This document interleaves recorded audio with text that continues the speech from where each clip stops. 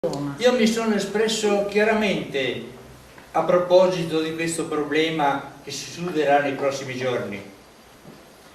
Me l'hanno chiesto i trentini. Ho detto ai trentini che sarebbe ora che venissero abolite in Italia le ragioni a statuto speciale. Semplicemente questo. Dal 1945 ad oggi sono passati 62 anni. Se allora poteva andare l'accordo De Gasperi-Gruber per la provincia di Bolzano, non per la provincia di Trento, per la provincia di Bolzano, da allora sono passati 62 anni. Siamo in Europa, abbiamo una moneta unica, perché dobbiamo avere in Italia delle differenze tra cittadini. È semplicemente questo. Io non andrò a votare, se andrò a votare dirò no, perché io voglio restare veneto, semplicemente per questo. Sono italiano, sono veneto e sono d'altipiano. I nostri interessi nel passato erano sempre con la pianura di qua. Siamo Tribunale di Bassano, siamo Provincia di Vicenza, siamo Diocesi di Padova, abbiamo ufficio del registro a Tiene, ufficio degli importi a Tiene e consigliere delle ipoteche a Schio.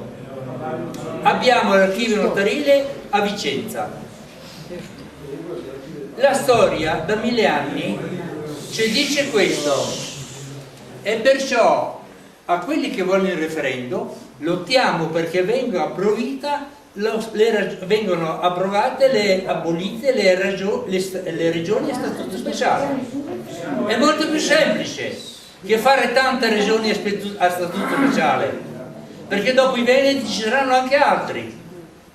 E questo semplicemente trovo un'ingiustizia nella nostra Costituzione.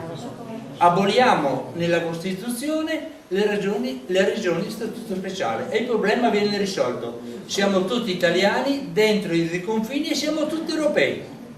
Non ci devono essere sofferenze, semplicemente questo. Per quanto riguarda il referendum dico questo a voce alta. L'ho detto ai trentini che contano, che ho molti amici lì, mi hanno detto hai ragione. Loro stessi.